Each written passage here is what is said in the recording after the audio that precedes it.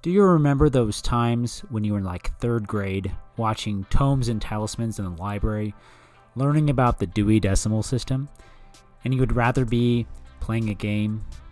Yeah, I remember those times too. And I have a few games today that would kind of fill that need. Oh, and by the way, stay tuned at the very end of the video for a special announcement. So for today's new old game, I bring you a pair of games from another Monty, The Dungeons of Nodar and The Dungeons of Nodar 3D. These games were developed in 2017 and 2018 respectively. These are both the brainchildren of Daniel Monty on the Run Montiero. Nice name, by the way.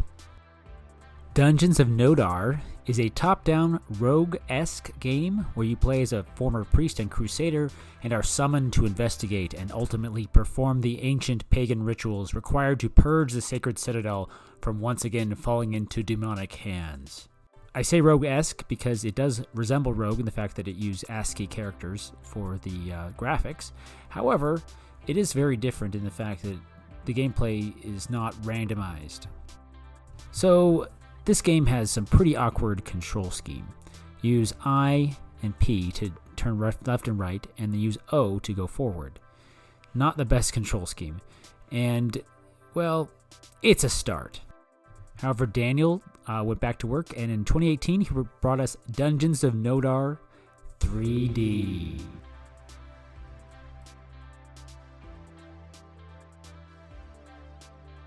This game is very impressive.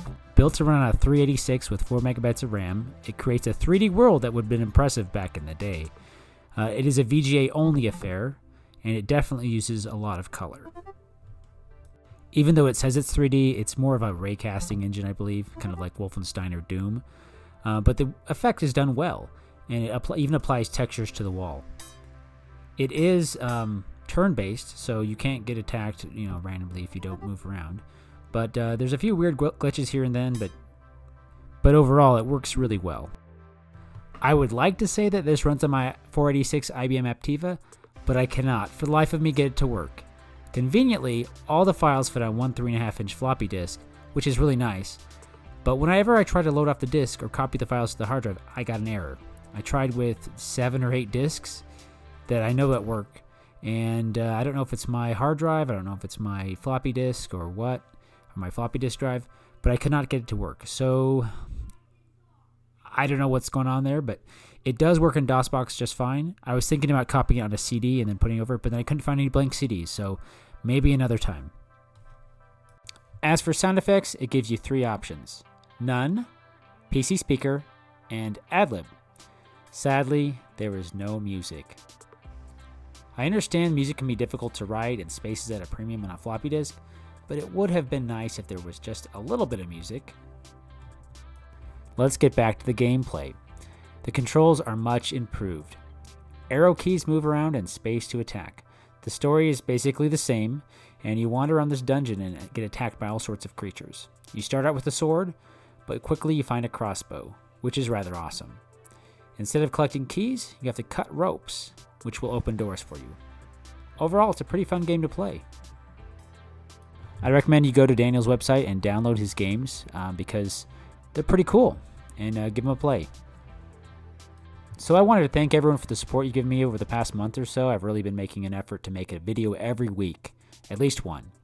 And I have a bunch of different ideas for more videos, and maybe some that aren't on the same topic, but kind of the same theme. But if you have any suggestions of new games that you've seen, you want me to play or comment on, let me know down in the comments. Oh yeah, that special announcement. I'm currently working on a new game for DOS. My programming skills are not the best, so don't expect too much, but I'm going to be programming an entire thing in QBasic, which is something I'm the most familiar with. I already have a basic concept of what I'm going to do for the game, and I've adapted some art from Open Game Art and some art that I've drawn myself for the game. It uses 16-color EGA graphics and 4-color CGA graphics as well. I'm planning to be able to switch palettes on the fly so you can pick the one you like best. For example, I like this undocumented Mode 5 palette for CGA. I think it looks pretty good. So the basic gameplay will be climbing up or down a tower, I haven't decided yet, and trying to avoid monsters and collect treasures. if you hit a monster, you'll obviously have to fight it. I haven't integrated that in the game yet. But you'll go around and collect gems and items to upgrade your weapons and your armor and stuff like that.